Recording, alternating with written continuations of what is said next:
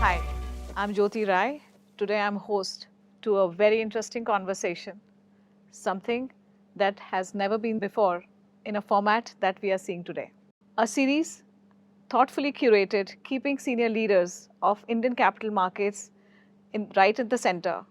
And this dialogue is taking place at NSE facilities with nobody else but the MD CEO of National Stock Exchange, Shri Ashish Chauhan, a, a leader that is known to move markets, move infrastructure, in fact, scale it up today to a level that India is in top 10 markets globally as far as the capital market volumes are concerned or overall reforms are. Today, Ashish will be with us discussing some nuances of leadership in a very unplugged, candid version of his, which will be talking to you. And I have the job of asking the questions. And I hope that I'll do my job well. Thank you, Ashish, for coming on this interview. And how are you doing? Thank you. Doing well. Great. Ashish, when we were doing research and pooling in questions, that if you were the one wanting to see Ashish in a very different format, we were hit by very interesting areas that I believe the youngsters, the as we say, the Gen Zs, the youth who wants to listen from the capital leader such as you. Ashish, when we were researching, of course, you are a rare leader, as I said in one of my launches, as rare as ethics in AI. A rare leader that you are. You have a very rare vintage view to a lot of things, but we'll be speaking on capital markets, Indian capital markets. So vintage view beaming in today. My first question to you is, you have seen the coming of age of the markets, and you have been at the infrastructure side that enables the participants, from Banyan-Tree to cry-out model to HFTs, and making BSE under your leadership world's fastest exchange. And now NSE, when you came in, Nifty touched 20,000.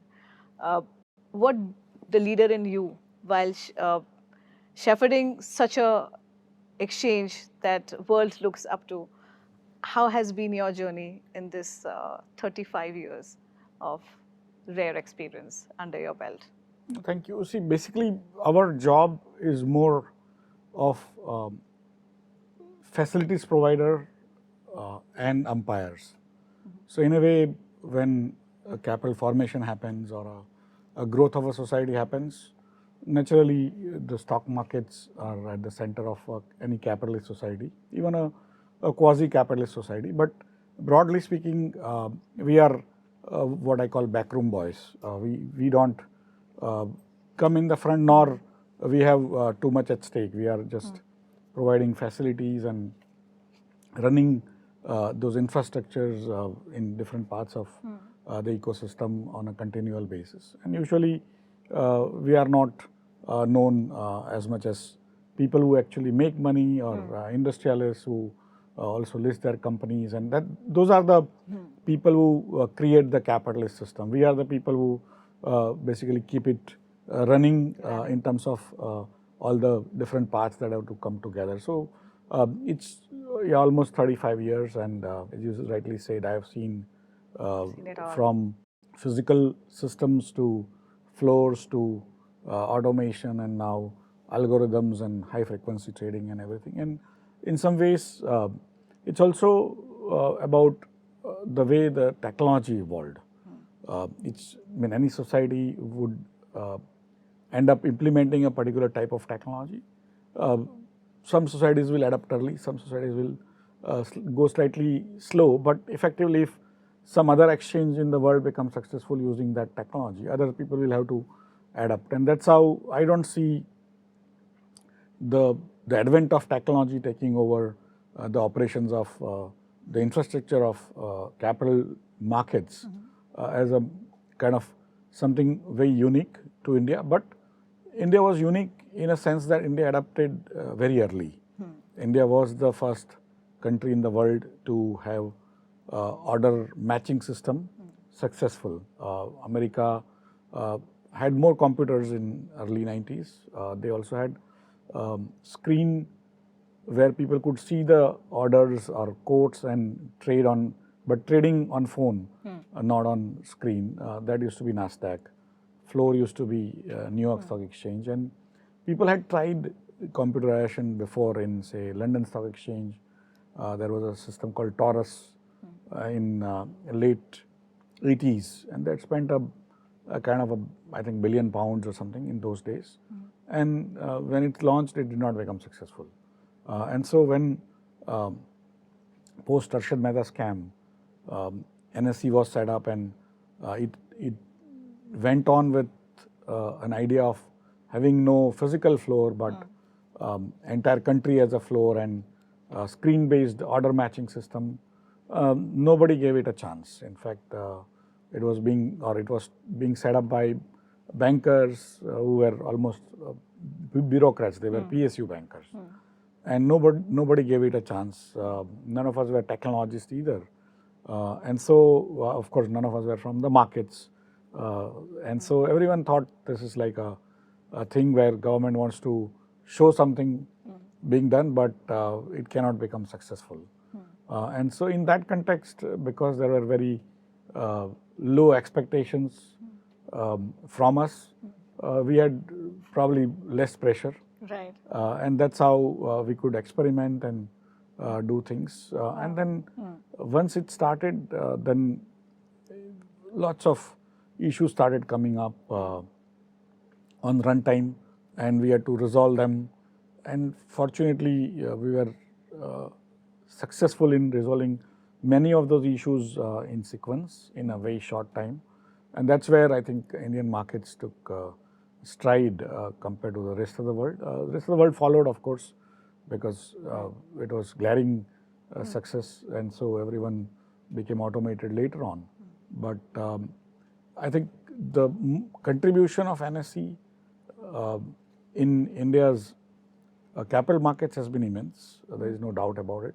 It brought the much needed trust that is required, the consistency, the risk management, but also on the other side, it brought in the IT into the mainstream. I mean, a person sitting in Jorhat or Dibrugarh or Coimbatore or Salem could trade using a satellite telecom terminal, small, what we used to call VSAT, and get a response and a trade in less than 2 seconds anywhere in India.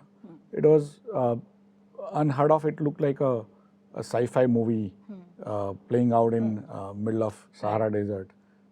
And so in late 90s or late 1994 or early 95, there was nobody could have thought, because India did not have too many computers, and even telephone lines would take 5 years to be allocated to and come to your home. And in that context, something got set up which was world beating, way beyond anyone in the developed markets could even imagine. And that, I think, created a wave of setting up public digital infrastructure. NSE was the first public digital infrastructure of India, but it was also the first large IT project which was in public. Yes. And became successful, and that gave so much confidence to Indian IT companies. I recall many of those Indian IT companies used to bring their potential customers to NSE to show that India can do it, and that's how they got those contracts in US and Europe and all. And that's how, when Y2K came, India was able to create so many engineers and send them abroad and solve that problem. And later on, of course, we used IT in myriad of ways, but largely, more importantly, in e-governance, payments, sending direct benefits to people. I think even Aadhaar, the originator of all that, in some ways was NSE in a very stark way. Thanks, Ashish, for bringing so many elements in your response. You spoke about, and like the industry knows you, humble you, and industry also knows Ashish as a monk in markets. Ashish is leader to, of course, he's a leader of a larger stock exchange here, but Ashish is also known as a prophecy in himself. His philosophies, and as You rightly said, or you are very humble, so you won't ever take credit of anything. So you called yourself and like of yours as a back office or a back end. And while पैसे your exchange is a platform जहाँ पे लोग पैसे बनाते हैं, हमारा बना नहीं हुआ, but आशीष आपने इज्जत बहुत कमाई है, and industry really looks up to you. Not just India, I think globally is the same story. Ashish, picking up from the point of trust, I remember you mentioning that each time in the last 35 years, while the world has seen dematerialization process, world have seen faster trading, prices coming on screen, and you sharing your experience how the few second settlement opened and popped up eyes that ऐसा भी हो सकता है. You have seen technology advancement, and you also mentioned there was reason of revisiting these product gaps, technology gaps, risk management gaps. And each time you identified, the industry identified, you went on to fill these gaps with creating a depository body, a bank for stocks, as you mentioned. You created you were, I believe you were instrumental in also bringing the clearing corporation aspect into more organized way. I think then it warmed up, the whole industry just took up that as a mandate to fill up the infrastructure gaps.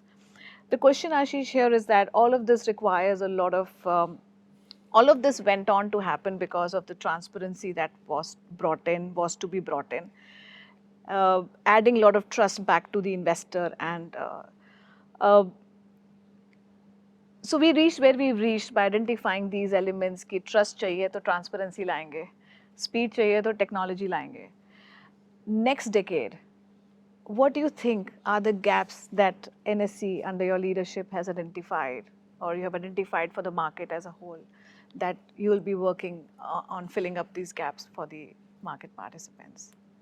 See, the basic purpose of running a market is not running the market for itself, right? It is a social purpose, and that purpose is to manufacture trust in people who invest vis-a-vis the people who need that investment, that is the companies. Right. So it's actually there are two types of financing mechanisms that happen in the world. One is called intermediation, where you put in your money into an entity, and that entity is your principal kind of borrower, and then on the other side they may lend it to somebody else, and if that party gives back the money or with returns, they will give you some interest. Right. And even if that party doesn't give that money back, they have to still give you with interest. That kind of mechanism is called intermediation. Right. Usually banks, NBFCs, they are the intermediaries. They collect money from you, on lend to somebody, but even if the other party doesn't give back the money, they still make it good. Yeah. Right? And of course, they don't do it by magic. They have ability to charge more interest, they give you less interest, and so Right. the margins is what is used for operations and also in case defaults happen, stuff like that. And so the banking is one way. The other side is what we call disintermediation, where a person invests money directly into something else, some economic activity, by way of giving debt, which is called bonds, or by way of becoming a part owner, which is called stock or shares. Okay. And so there are two fundamental types of sort of activities in finance: the intermediation, the disintermediation, right? And broadly speaking, the stock markets allow disintermediation. They are platforms for people to transact. That is, a buyer of a share is actually buying an economic stake, a small little part or share in the future profits of the company, and that's why it's called share. But basically, it's once that person buys and the share goes in her name, then the relationship is between the company and the person who is buying it. Right. And of course, the exchange also tries to bring more information from the company on a periodic basis or on a material event basis and things like that. But eventually, the trust has to be between the company and the investor. What we do as platforms are allowing one side the execution of transactions, that is buying or selling of shares, but that is for me a very small part, although very a glamorous, very exciting part of life, which is basically transactions or transaction processing. But the larger part is basically about the company having a relationship of trust with the investor. Right. And that will last long, literally till the time company lasts. And that's where it's almost like you want to buy a car and you fill in the form and pay the money. So that is the transaction processing part of it. And when car comes to you, and then how you ride with it and how often it fails and how good the ride is and all, that's between you and the manufacturer, right? So what we do is largely the first part of it, which is the transaction processing. And the second part is where the companies have to give us information so that you as a small investor sitting anywhere in India or in the world is able to assess what that company is doing and whether current price is justifiable or not. So that's broadly what the exchanges do. And in somewhere that trust, what we need to do is, or what we need to create, or as a society we need to create, is basically literally millions of shareholders. Today, after 30 years of existence, when NSE started, we had probably, India had around 20 lakh or 2 million investors. Today we have like 9 crore investors registered uniquely, unique PAN number based shareholders registered with NSE. So literally 45 times more. But more importantly, they're also the largest cohort of any type now in the country, almost competing or better than all the farmers put together in India. Well said. And the wealth that it represents now is close to $4.8 trillion, which is almost 35-40% of all wealth in India, right? So that trust of investors investing, small little investors putting in money into companies, they probably never visit in terms of their headquarters or how they manage. But the person has that trust in India's judiciary, India's parliament, India's lawmakers, India's Ministry of Finance or bureaucracy or SEBI, that is our regulator, exchanges. But more importantly, they have trust in India's entrepreneurs, right? And that trust requires step-by-step approach of creating that. There is another economic philosophy. Rightly, wrongly, there is a perception that poor people per capita GDP having poor countries cannot have vibrant markets, because how can poor people save?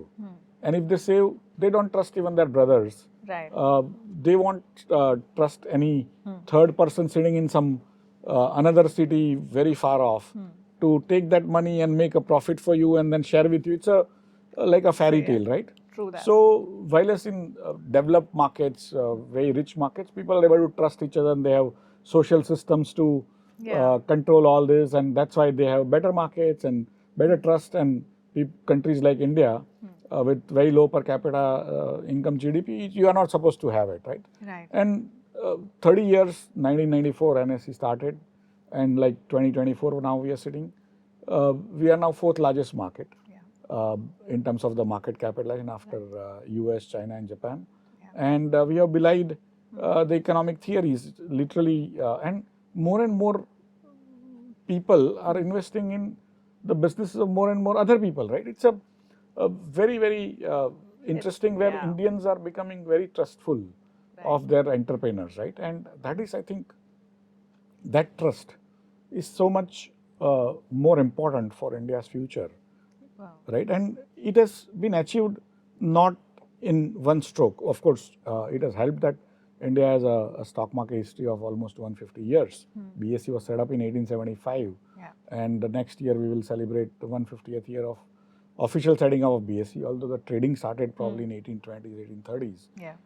But in terms of the official setting up of an exchange, it will be 150 years. So that tradition of some people trusting some entrepreneurs started early. There has been many mishaps, many companies going down. But overall, I think last 30 years I've seen the advent of a new regulator, sectoral regulator. It was the first new sectoral regulator set up in, I think, 89. or 88, SEBI. It got its power, I think, in 92. And so setting up of the regulator was a seminal moment in India's capital markets history. And setting up of NSE was subsequent, but again, they worked in tandem to create that trust, and they continue to evolve jointly together, also as a regulator and a kind of frontline regulator or Yeah, a very regulated active. entity also. Yeah. And so it has been a very interesting journey for India's markets. But overall, put together, what they have done is to enhance that trust in India's entrepreneurs and by the investors, by creating slightly more fine-tuned ability to collect information from the companies on periodic basis, on a specific time basis, and provide it to markets at pretty much zero cost. Today, if you look at world markets, most of the European markets, US, Japan, Australia, their largest revenues of those markets or marketplaces come from selling data. And you and me cannot get data easily, and it is like very costly to get real-time data from exchanges. Right. But in India, the regulator made it free from day one for all investors, not only for brokers, right? And so that has been so much more important for creating that awareness and also information reaching the investor. The smallest investor also gets the information the same time as the richest investor gets. And so in a way, it has democratized investments. People people don't feel that they're getting slower information or inferior information. I think those kind of trust acts by the regulator have taken the Indian markets as a long way and have become kind of flag bearers for the rest of the world. I think every answer of yours, Ashish, is opening up 5 more different areas of us to deep dive in. But you heard, Ashish, it's about trust and policy makers, Government of India. I think all together have been putting the right infrastructure, policy, initiative, working groups, advocacy groups that can build up trust in the system, continue to maintain that. And I think it's the culmination of all of that. And Ashish, you were called in to chair Shepherd NSA. Uh, as the industry and as we read, there was a trust deficit that took place. And you were shepherding BSC so well. You were the leader of the leaders, transforming BSC.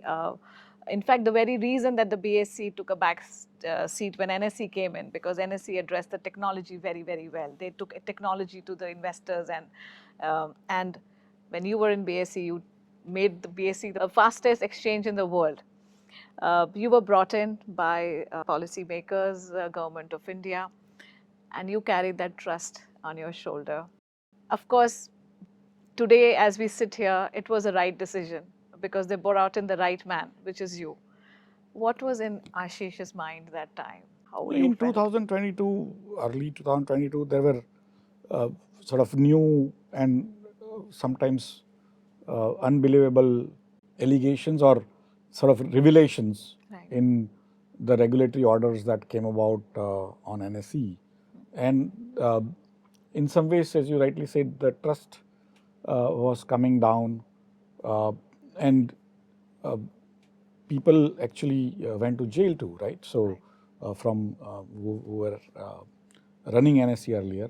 And so it was a very tough time for NSE's employees, and also overall Indian capital markets, because ultimately, even if you are a venue for building trust, you need to generate trust in your self also, right? And that's where basically that trust deficit was very acute. And I was retiring from my job in BSC because there is a regulation by which a CEO cannot be there for more than 2 terms each. And so I was completing my second term almost at the same time.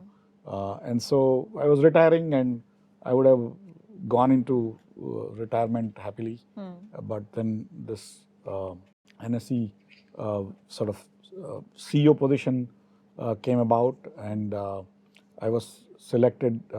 My family was naturally against it because they thought there's a It's a high huge, pressure. It's a huge pressure with potential sort of difficulties. Yeah. And at that stage in life, or at that age in life, you don't want to risk because Yeah. of the health issues which you may incur because of the high pressure, or your reasonable sort of what I call a kitty in your bank balance to retire rather than Shanti taking up se. yeah, Yeah. rather than taking up such issues. But then somebody had to do it, and in some ways I was selected. So I had to. My sister had called up from US saying, "Don't even apply," and my wife was against it.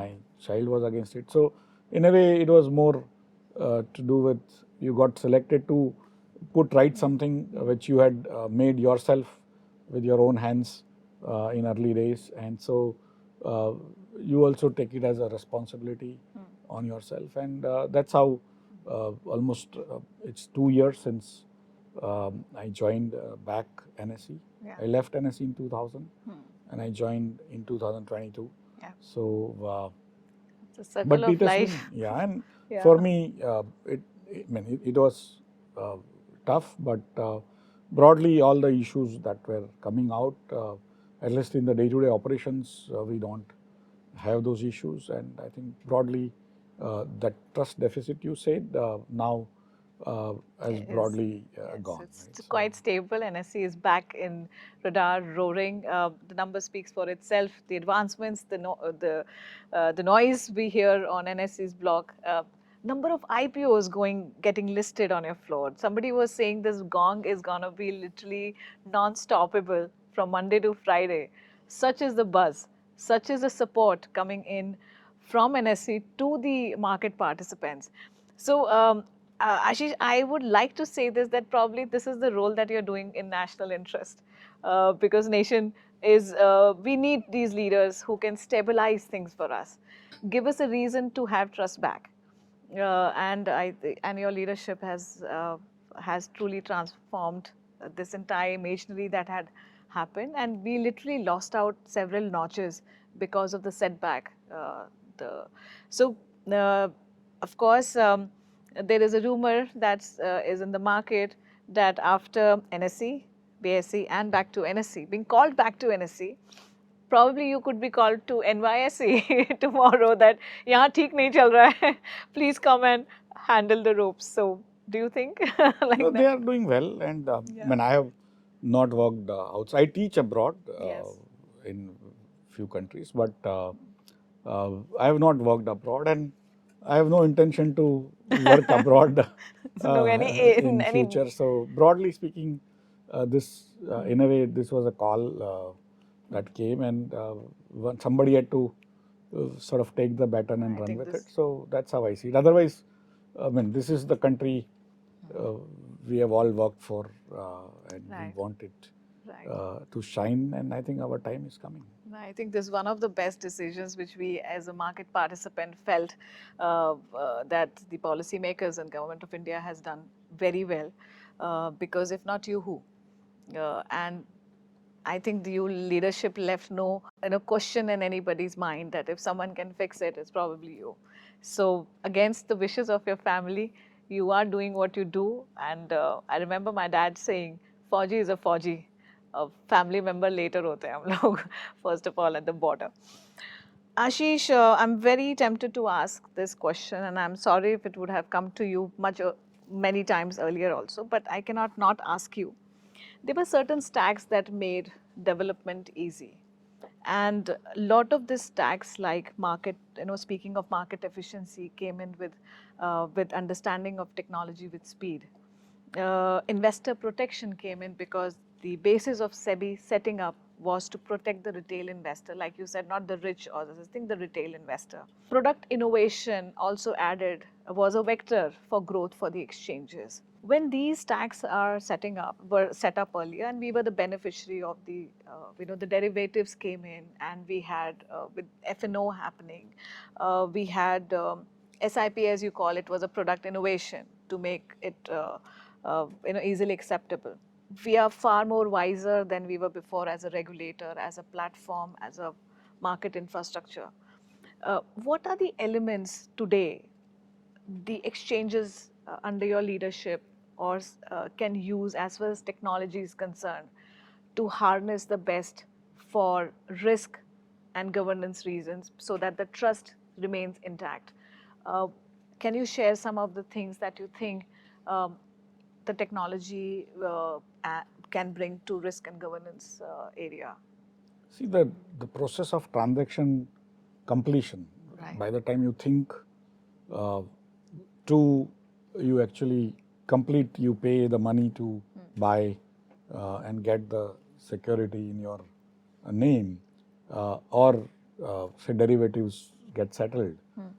There are so many agencies come into play, so many different types of Right. intermediaries come into play, so much of technology, but all of them have to talk to each other in a coordinated fashion and very quick because the response times here are in microseconds, right? Right. In a second, there are a million microseconds. So here, everything has to work like clockwork, and all the agencies, any agency changes anything, everyone else has to change. All brokers. It's quite in sync, as the technology of all the market participants are quite in sync, and any tweaking anywhere has to be run past through. And also, everyone has to do that, right? So it's a very delicate equilibrium that gets created, but it's very sort of very unstable equilibrium because changes keep on happening, and so everyone has to change, and then next change, and next change, and so in some ways you have to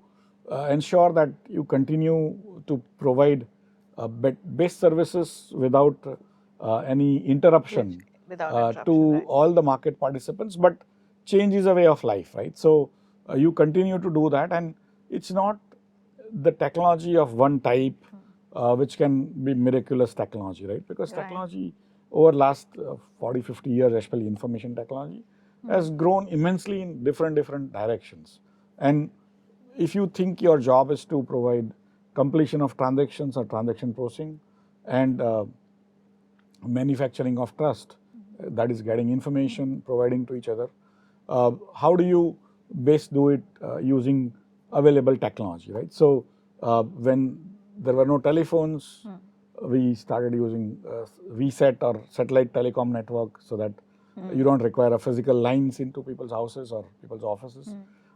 And so each time a new technology became available, we had to think through and incorporate that into our scheme of things. So we started with, say, computers, that PCs were very new in those days, and that connected to the satellite telecom. Right. And then outside your house, it will be 1.8 meter diameter, that is 5.4 feet diameter antenna, beaming into INSET 2A or 2C, and then it'll come to the NSE's headquarters, and then it'll do all the matching and then send you back the information. From there, when internet started becoming more popular, we had to allow people to do transactions through internet. And so that also kind of had to be done in a way that it is not unfair to somebody. Right? And neither any vendor, every vendor had to be given a chance, every broker had to be given a chance, it had to be affordable. And technology in those days were very unaffordable from developing country. VSAT itself must be such a... Right. So from a developing country standpoint, it was very costly. I recall somebody had come from Malaysia recently, and I was chatting with her. And Malaysia, almost 98 or 99, bought software from another country for their commodity called cloth. And it was like extremely costly. But to connect the back office of brokers was also so costly that the exchange and its participants became bankrupt paying for those softwares and hardware and all. Oh my God. And so we had to do very appropriate, implement appropriate technologies, and that has been our hallmark as a entire system. That whatever we do, we think through all exchanges, regulator, and everyone. We think through and figure out that it has to be the lowest cost, but the best response time, based scale, and things like that. And in some ways, India has been fortunate to have such great engineers who can give us that kind of technology at a fraction of a cost of what you will get in other countries, including in developed countries. Right. And that's what you can see what has sustained that level of innovations and level of changes is because the Indians inherently have adapted to technology like fish to the water, and so many people have contributed in ensuring that setting up of exchanges and then depositories and then this clearing corporations and real-time risk management and margining and banking and collateral management and literally and then the internet-based trading and then derivatives and then equities derivatives and currencies and commodities and then mobile-based trading. Right. And all, I mean, every time we changed, naturally the number of people participating in the market went up many times. Right. But the facilities available to them also increased quite a lot, and their cost for a transaction came down substantially each time. Right. And the overall strength of the market also improved. So overall, I think justifiably we should be proud as a society that we have one of the most highly regulated markets, which is able to create that trust. Right. And all the attempts, whether we use new technologies or not, naturally you need to use it, because if you don't, what happens is you remain behind compared to the rest of the world, and people may exploit the gaps that open up. So you might be the best technology country in the capital markets since 1994, but if you don't evolve very rapidly the way the world is evolving, then by 2024 you are like obsolete, right? And so, and the gaps open up, the unscrupulous people exploit those gaps on all sorts of directions, and that's why you have to be kind of few steps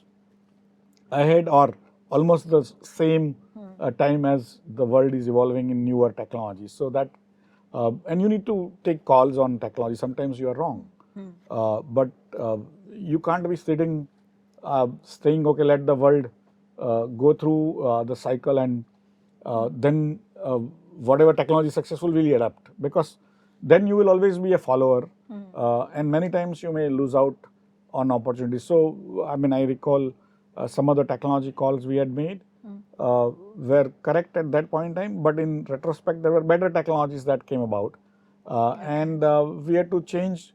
It took up some time, but you have to make decisions, right? And that is where, and we have to make collective decisions. It's not that only one institution or one individual makes decisions, because these are all connected entities and real-time connected. So, like we have 1,300 plus brokers, to depositories, to exchanges, to clearing corporations, SEBI, several hundred banks, and so and several thousand depository participants, custodians, foreign institutional investors, and literally 9 crore overall investors, right? So all of them are connected, and everyone has to evolve very rapidly. And if any one of them gets hacked, like on their mobile, also even individual getting hacked is a too much thing, right? So you can't have anyone doing anything wrong or being left behind, and so that's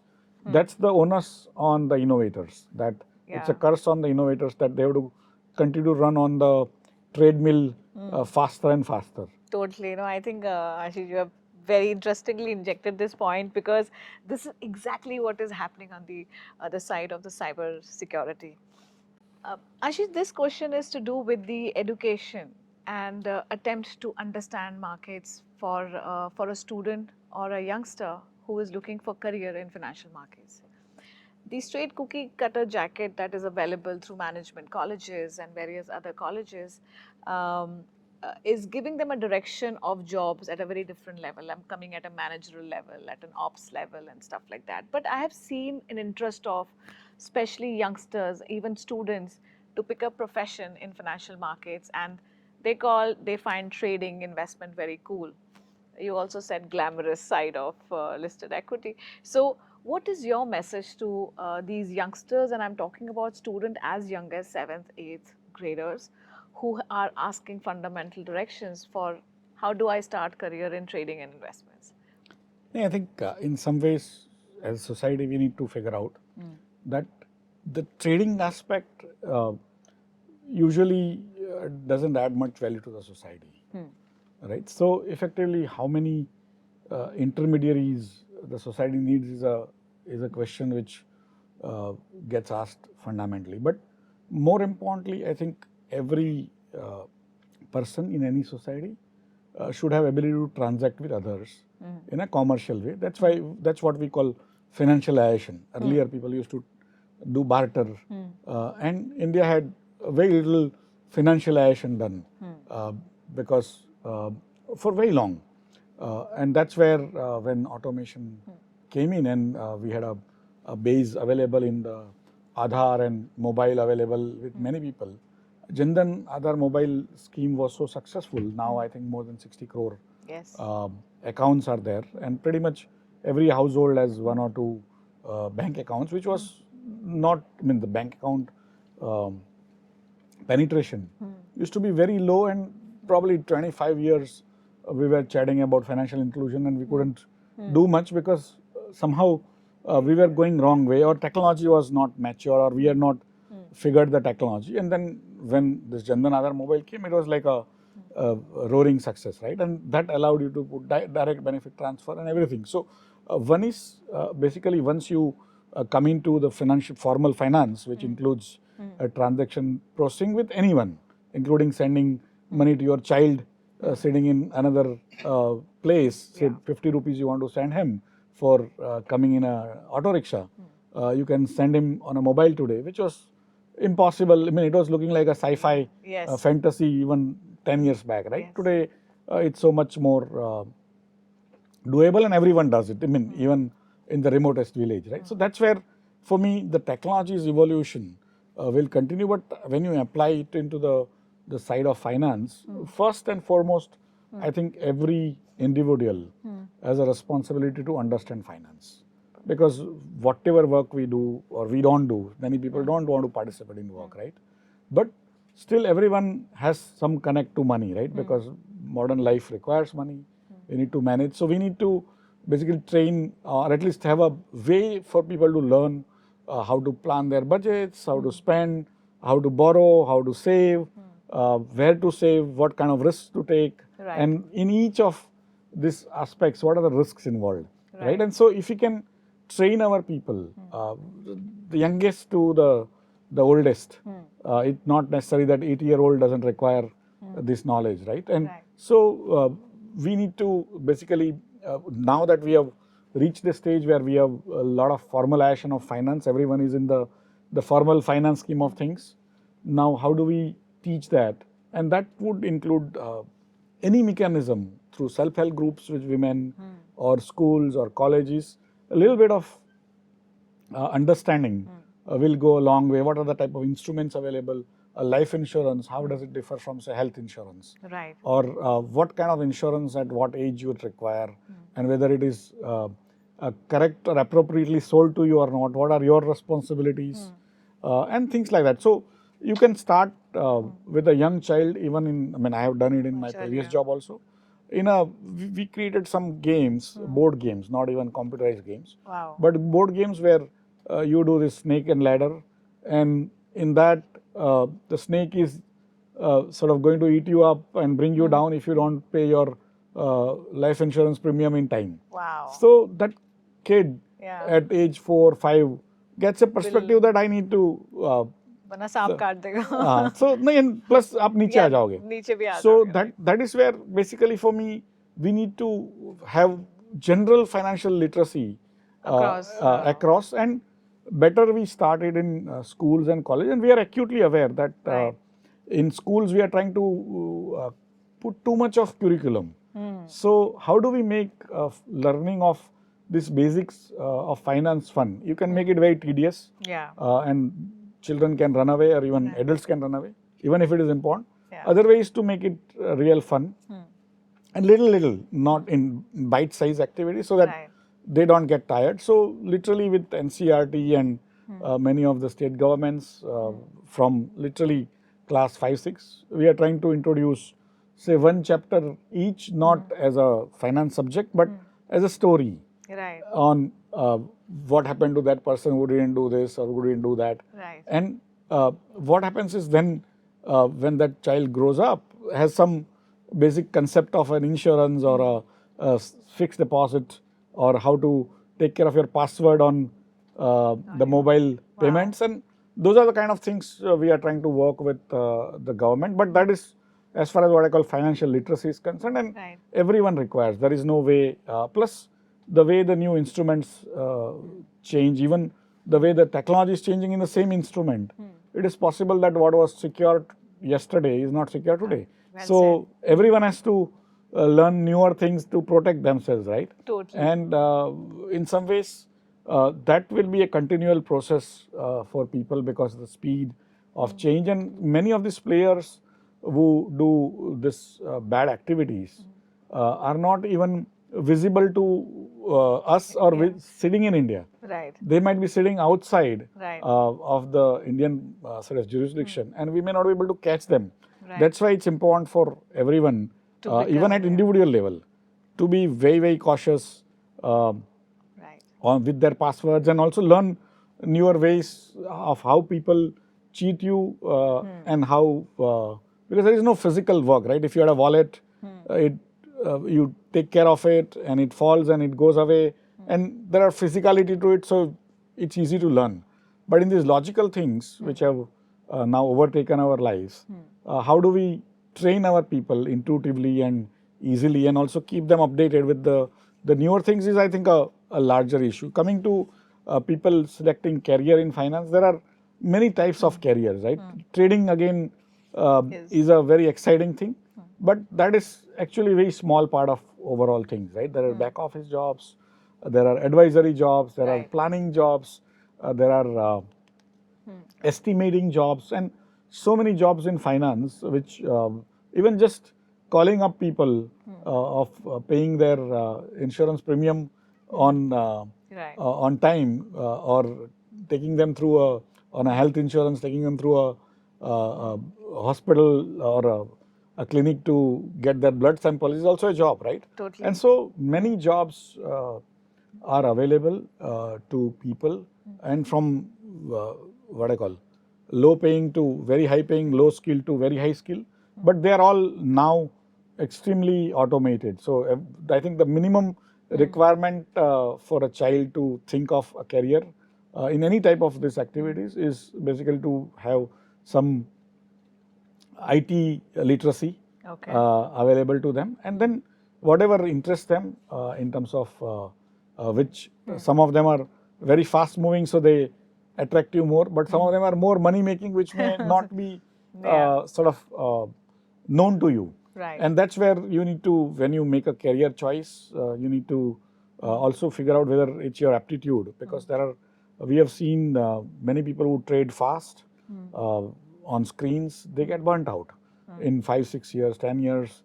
And so whether you are sort of adapted, do you have aptitude to take that kind of stress, that kind of screen time, and also fast activities, because otherwise you can literally have, you might have worked for 10 years, you might work for 10 years, and then in 11th year you might think, now for rest of my life, what do I do? So that's where, of course, the way I look at it is people can learn newer techniques, skills, technologies, because technology changes are going to be immense. Right. And so if you learn newer, I mean, any activity, you can learn an adjacent activity also later on. Wow. And that's why Indian youth have to basically figure out which area they want. They want to be in algorithm trading, they want to be in manual trading, they want to be in back offices, they are in wanting to be bankers and risk management, or providing funding, Right. and things like that. So there are so many opportunities that are available, and any country which uh, has reasonable formal finance and will have probably 1 or 2% of its population engaged as employees or as workmen in the field of finance, right? Not more, because finance in a way is a value addition happens somewhere else.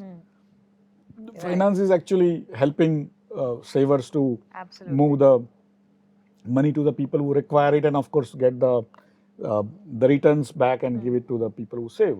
So that's broadly the basic function of finance. But then how fast it's able to do it, or how well, how risk managed, that's where all these new skills like derivatives and even actuarial framework in, say, insurance, or foreign exchange trading, or just trade financing, and so many more things are available, and nobody can claim to be an expert in all these areas, because now there are literally at least tens of thousands of job specifications available in finance itself, right? So everyone has to figure out. It's easy to start in equities market. That is a good start, but don't limit yourselves only to becoming traders in equities, or be investors. Usually, investment is what gets you returns. Trading usually is going to keep you busy, but may not yield you much results unless you want to be professional traders, and for long, because it may burn you out, right? And also that's where basically it's important to learn first how these traders trade, how do they pace themselves, how do they use new technologies, and keep themselves engaged with rest of the world, because it's easy to also get sort of enamored of your models and get stuck with it. So for me, I would request people, I mean, especially youngsters from class, you said 5th or 6th onwards, Eighth right? and ninth, To even students who are in colleges, like today we are having tie-up with several state governments, where we take college students to through 40, 50, even 100, 200 hours courses, take them through various examinations which National Institute of Securities Markets actually provides, so that they get licenses too, but they also get basic training, and we make them connect to professionalism in those fields, and make them sort of worthy of becoming entrepreneurs themselves. So like just now we did one tie with government of Uttarakhand, where almost, I think, more than 15% of the college going kids would be trained over the next 1 year on not only basics of finance, but also in NISM's more advanced activities. And then if they pass those exams, then more advanced activities. And some of the mutual funds and some of the brokers have also joined hands to give jobs to those people if they don't want to become entrepreneurs. So those are the things which need to be done, because formal training in any work you do is a must. Sometimes you become expert at things by doing, but if you have had a formal training, I think you would be better sort of person, better entrepreneur in that activity. Fantastic. I think Ashish's message to all the youngsters out there, and the ones in 8th, 9th, 10th grade wanting to understand and learn about trading and markets, I think irrespective of age and class that you are, education in financial markets, education in saving and investments is going to be your toolkit for wealth creation going forward. And you just heard Ashish that don't get enamored by the returns and get carried away that trading mein talent is for trading. Harness yourself, learn everything possible, add that knowledge for become much smarter investor. And yes, Indian financial market, the capital market, as you heard Ashish, has a spread of opportunities, roles that are that exist, and but it all starts with understanding, getting your fundas and facts right, and NISM has courses, check it out so that you can evolve your understanding on capital markets and make better choices for jobs ahead. Ashish, for a file felt, now this is a question which is, uh, can you read blindfolded, can you read through this? You know, I am asking you because each time I had to change a flip because there was there a couple of words, not one, but you took them in your answers, and you spoke about skills. Yeah, and we just finished. So, can you read first of all? Can you read it? What's written? Because I think you can read. There's a special power that you have, and it's happened multiple times. So. You spoke about talent, Ashish. You spoke about education and independent of age and all, and you spoke about skills briefly. Uh, and yes, this is an NISM initiative, which is to zoom in onto capital market, and then zoom out to say where we all started. Now, you know, next, what is next lined up? So, as a platform of education, getting the talent meet the right, resources of information and courses. Um, the skills, as they say, are not taught in the four walls of the school. The real education sometime is outside. In your journey, or I'm sure आपके भी काफ़ी skills थे जो which came to to your assistance and help. जहाँ पे youngsters इतने education courses के पीछे में degree पे degree ले रहे हैं, what is your message to them listening to you, um, that skills, the skills required to be future ready, and what are those skills and how can one get it? Fundamentally, today the technology is changing so fast that in my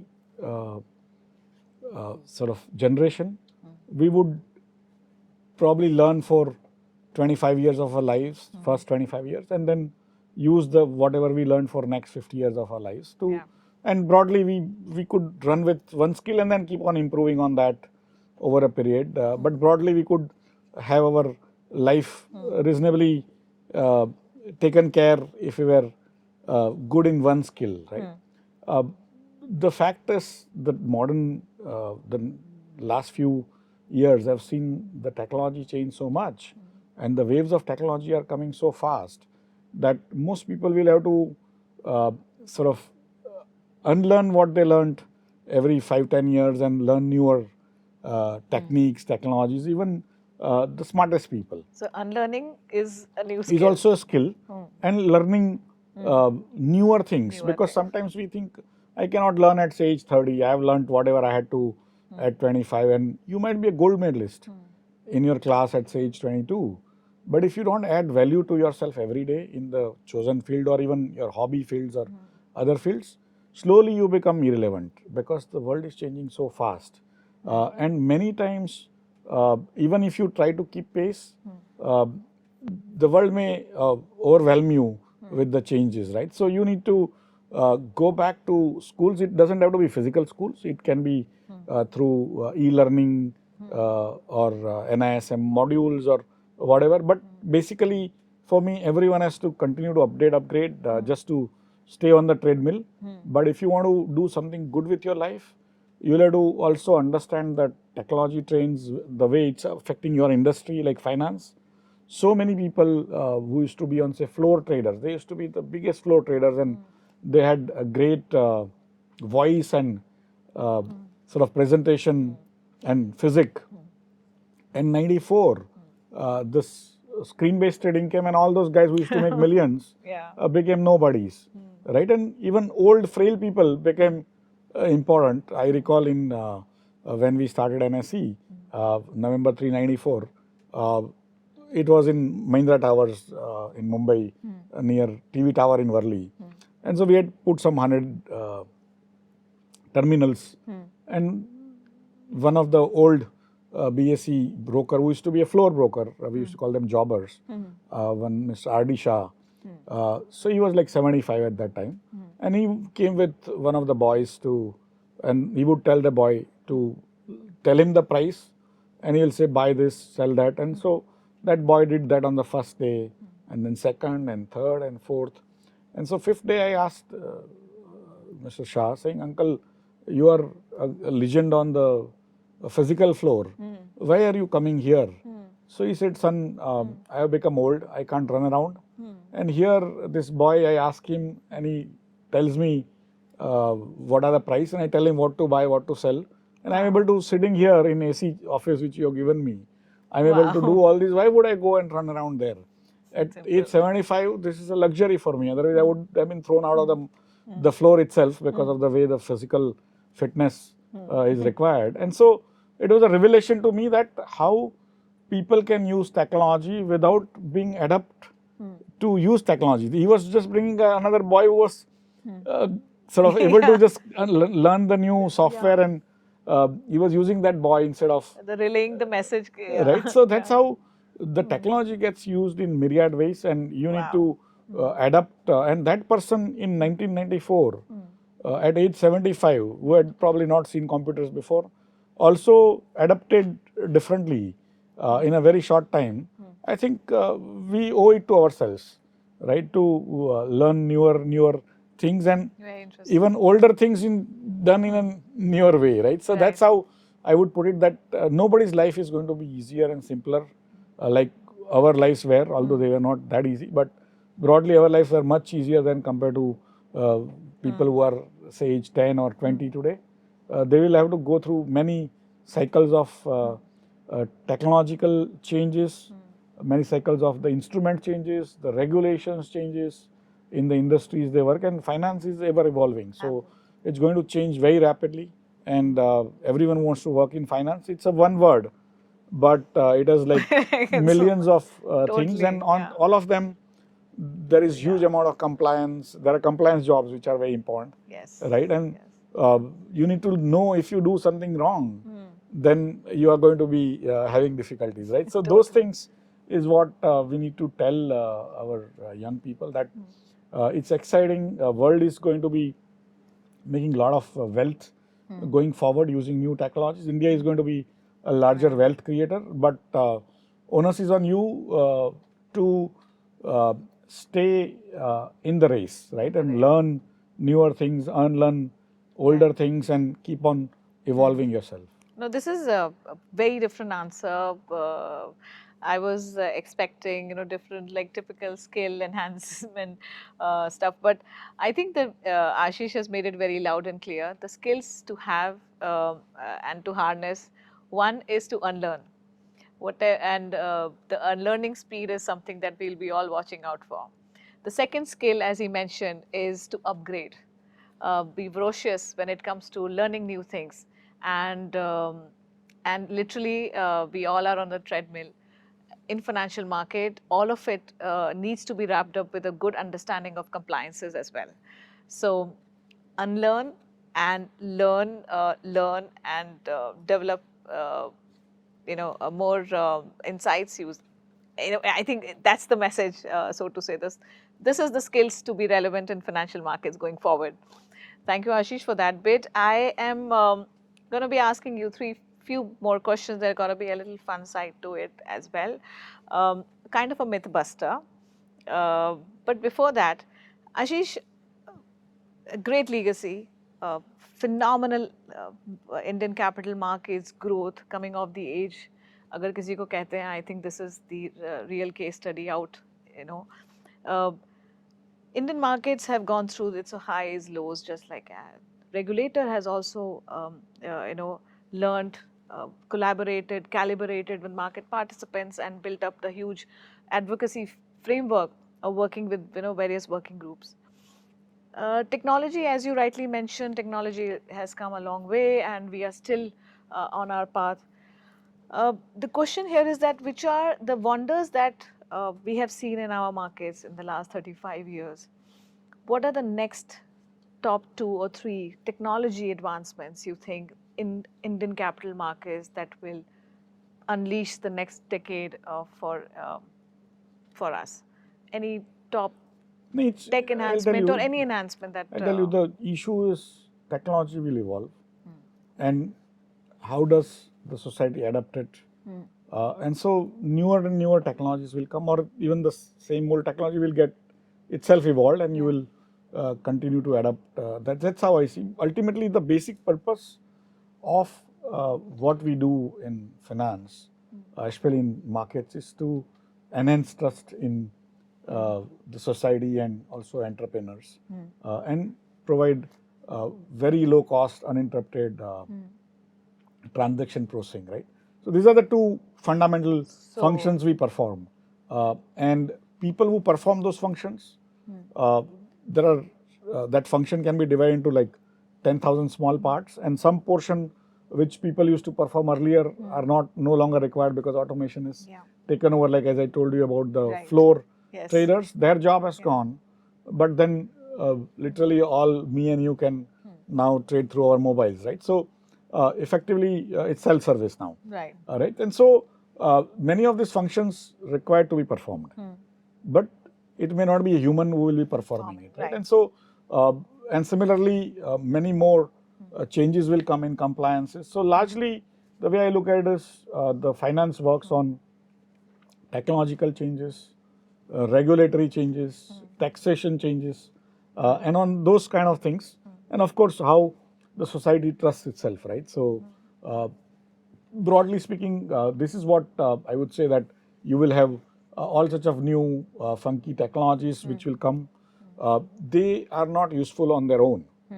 They may be great technologies, but how do you adapt them to the finance, which is also the financial framework which is already existing? Those technologies which are existing, these technologies will first come in at the periphery, and then they mature, they become trustworthy, then you use them a little more, and then they become further trustworthy, and then you become, because what you are dealing with in finance inherently is something fundamentally different from when you deal with say buying of vegetables, or buying of milk, or even buying of say a mobile phone. There you are basically buying a vegetable to use it, and tomorrow it's not, I mean it's forgotten, right?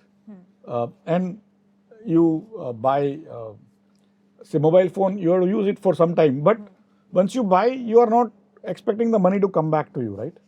But when you put money in equities market or a bond market, you are actually taking a leap of faith that after some time that money will either yield you more dividends in the form of equities, profits going up, or a bond giving you interest and principals back, right? So that is the fundamental leap of faith you take in markets. Right. And somehow, if you keep on getting that money back, or prices, I mean, in a way that profits keep on coming to you, your trust gets enhanced, right? So we need to use those technologies to ensure that your trust is not belied. You get faster information as an investor, better information, better quality information continuously, and whether it is through artificial intelligence, which may help you do analysis, or say what they call blockchain, which may help do something else. But today, I don't see too much of an issue of using blockchain, because whatever they are claiming to solve in terms of the workflows are already solved in using traditional information technology. So you are not getting anything extra. When it comes, people will probably use it in day-to-day finance more often. But today, artificial intelligence may allow you to help make decisions better, faster. But it is possible that they may also make your decisions confused. With AI, anything is possible. Right. So that's why I'm saying. So it will be always used at the periphery first, at the margins, in small doses, and then slowly the trust will increase. And if the technology evolves with people's expectations, that's where it will start getting used more and more and more, right? But in our business, the way we run it, what you require is determination. You place an order and it should match in a particular way, right? And you want it to happen a billion out of billion times the same way.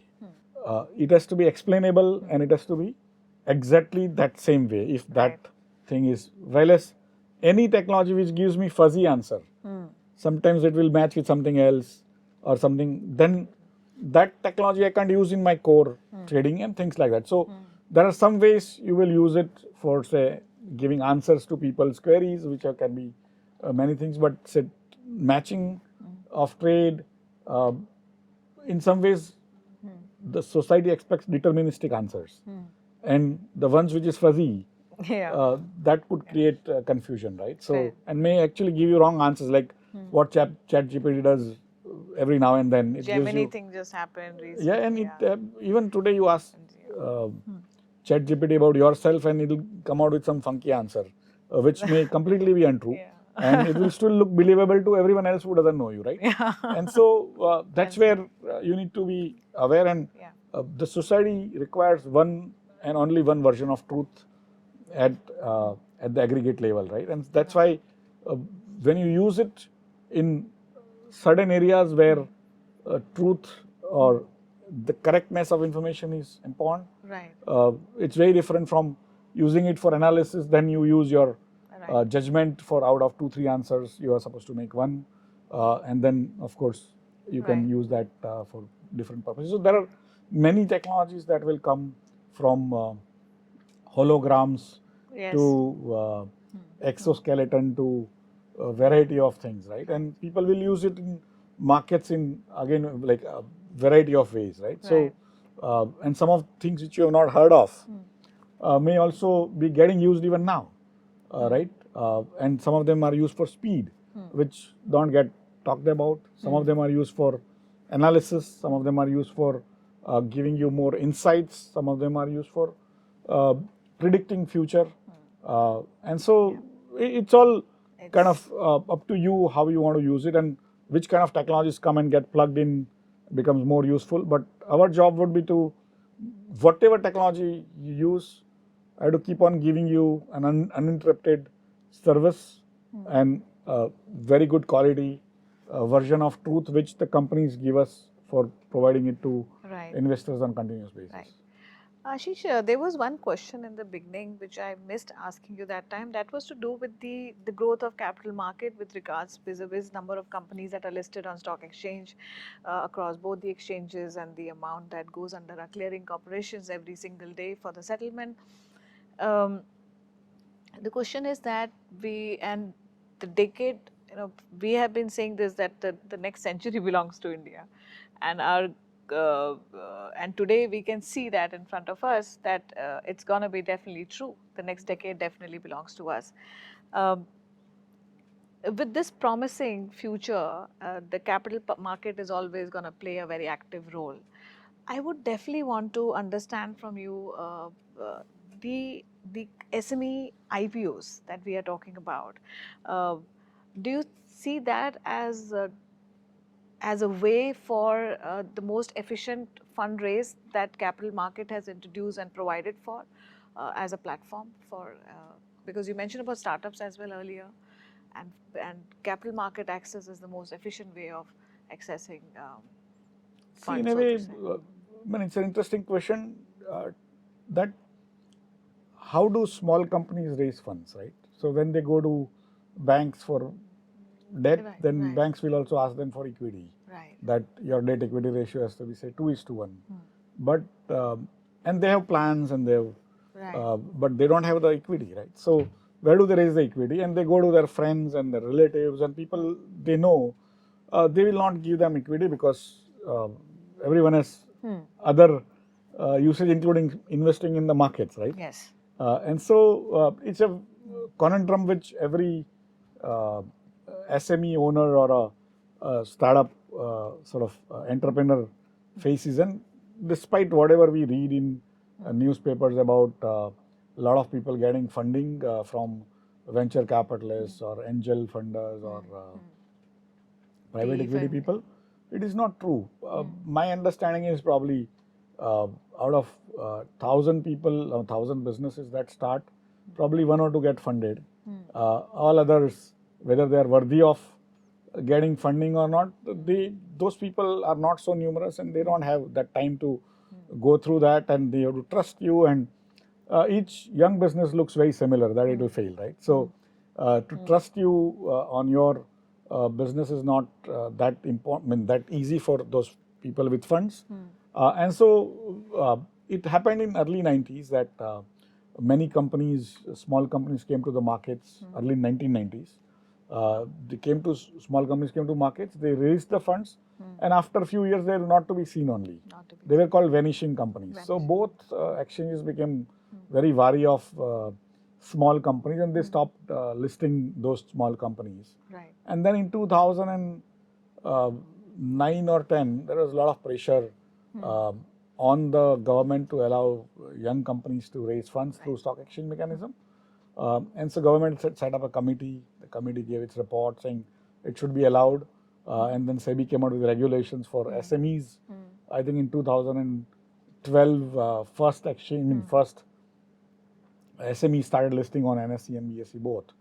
And it was a tough time because people were still very wary of companies which were at a different stage of growth, because when large companies come to the market, they are reasonably secure in their cash flows and their business models, and usually they are profit making, or at least very large.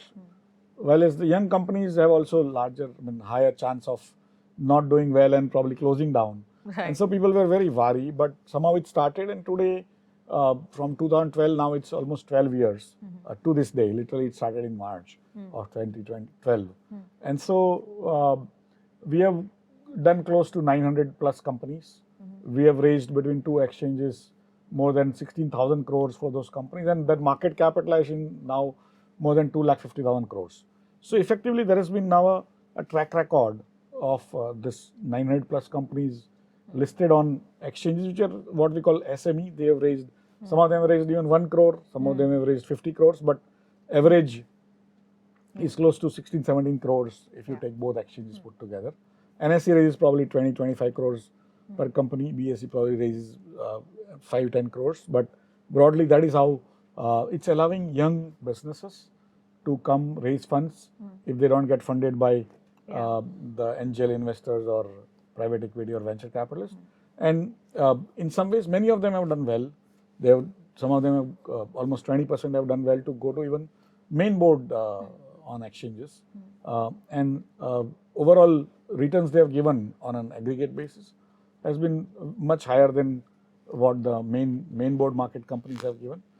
But it's still what I call early days.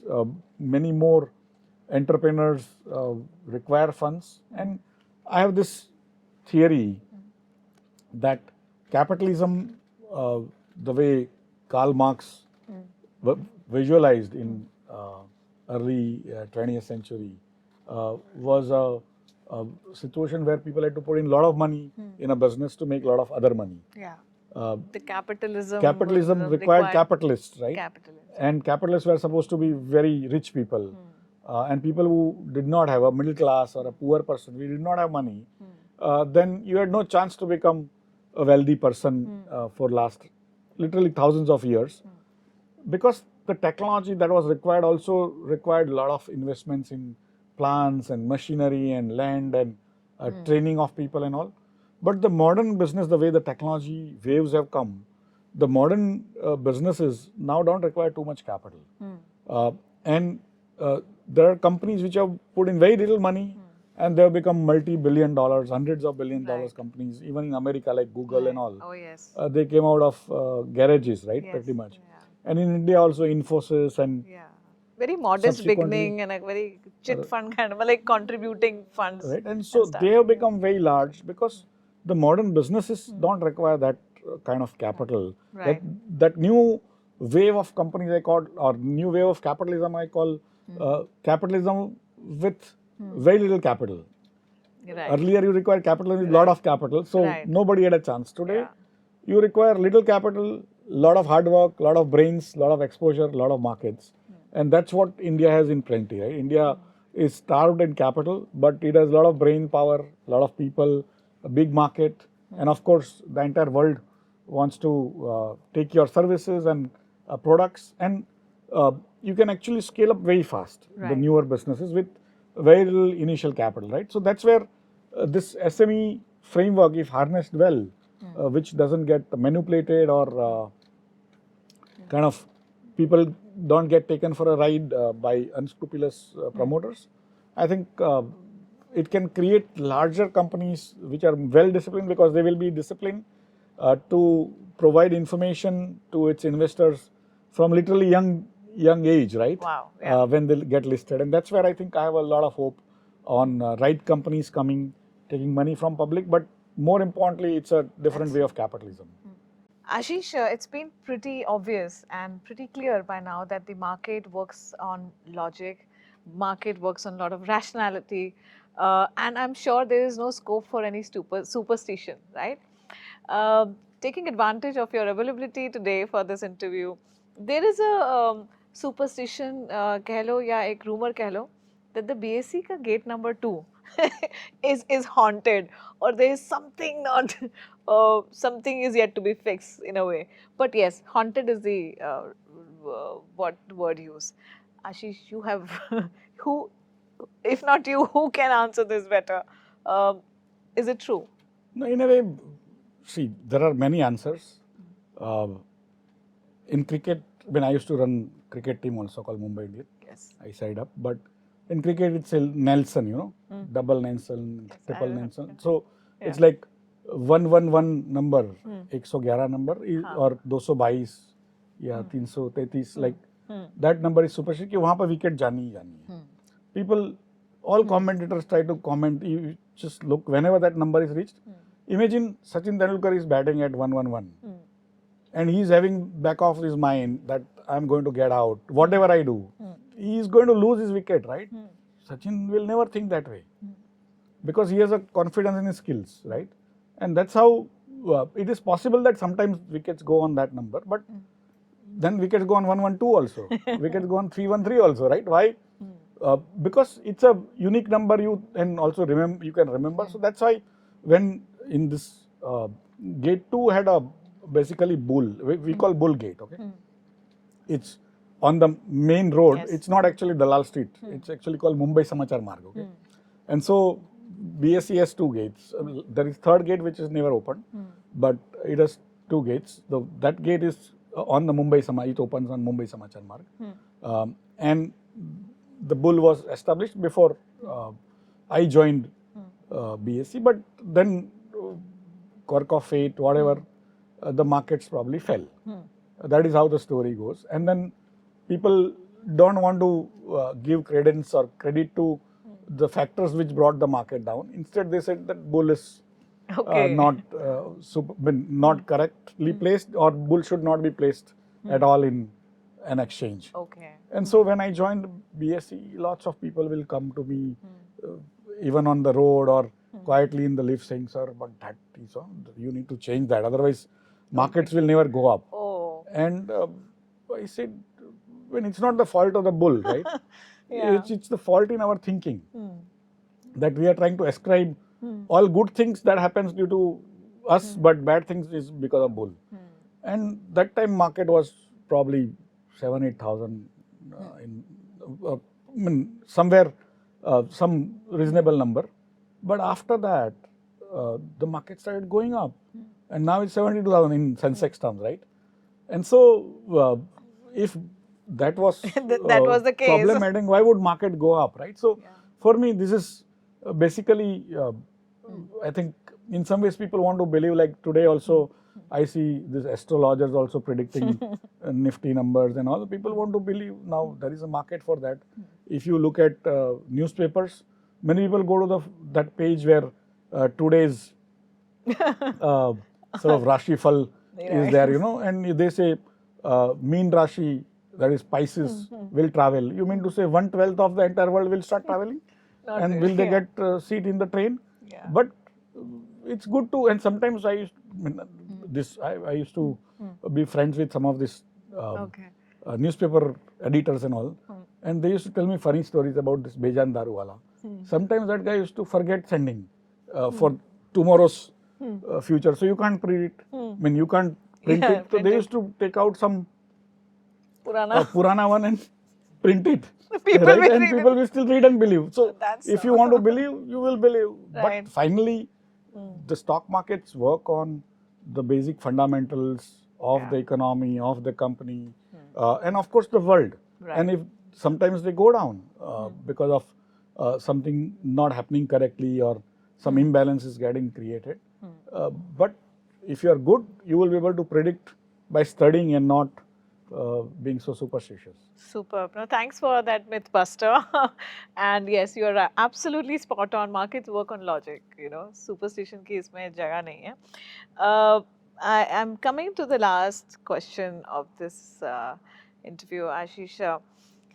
1800s early, BSE took its first shape under a banyan tree, and as the research says that a cotton merchant, Premchand, Roy Chand, was instrumental in keeping the nave of the capital markets, like assuming for that matter.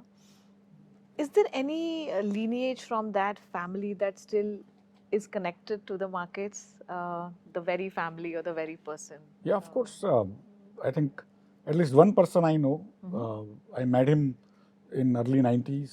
He used to be very much a stockbroker in India, but then he migrated to, he is probably great grandson of Mr. Premchand Roychand, probably migrated to Switzerland. So recently, there was a news around 8-10 years back that Rajabai Tower, which is a Bombay University or University of Mumbai's main hall, and there is a tower. It was donated by Premchand Roychand in 1866, before BSE was made in 1875. Right. And so that had to be renovated, and his family from Switzerland paid for that. And so he had come, and then he met me at BSE. That time I was in BSE. He met me, and we had exchange of pleasantries, and of course we took photographs and all. And so there is a family connect yet going on, and they are very proud of their connection to that part of Bombay or Mumbai, where literally the Rajabai Tower stands tall. And there is a story of Rajabai Tower that in 1866, Premchand Roychand was so rich, he gave this tower. But his mother, they used to stay close by, and his mother could not see far because she was old, and spectacles were not that prevalent. And so that bell was rung every 15 minutes. It was designed to ring every 15 minutes, and still that bell rings every 15 minutes even now. Right? So those are the kind of small little tidbits, but in some ways the stock brokers were either rich people or they became rich after being there in the markets, and they have done lots of charitable work across Mumbai, but across India. Right. Like I come from a city called Ahmedabad, and when I was a child, I used to go to a library called it's a municipal library called Maneklal Jethala Library, and then by quirk of fate, I started working in stock markets, and I became CEO of BSE. And some day, two young boys came, and we were chatting up, and I said I used to go and study in that library as a child. And they said, no, but that library was donated by my great grandfather. And so the brokers of those days were intimately involved in the society. They have done lots of charitable work, and probably today also many of them are doing, which we are not aware of. Right? So that's how I see that. Overall, Indian businesses have always been very sort of connected to their surroundings, and they have been doing a lot of charity, which now, of course, we have created a CSR clause in the Companies Act. There is no country in the world which has CSR clause where 2% of profits of a large company have to go towards CSR. So, in a way, Indian business have been very charitable. Ashish, thank you so much for spending this time and such an insightful conversation. I have a lot of takeaways for sure, and I'm sure the audience will be having a lot to take down as notes. I think I find this conversation very holistic, very meaningful, and different. I hope you felt the same way with this discussion, Ashish. No, thank you, ma'am, for this opportunity. Thank We are you. delighted to share whatever we can think of. Lovely. Thank you for enriching this. Thank you so much.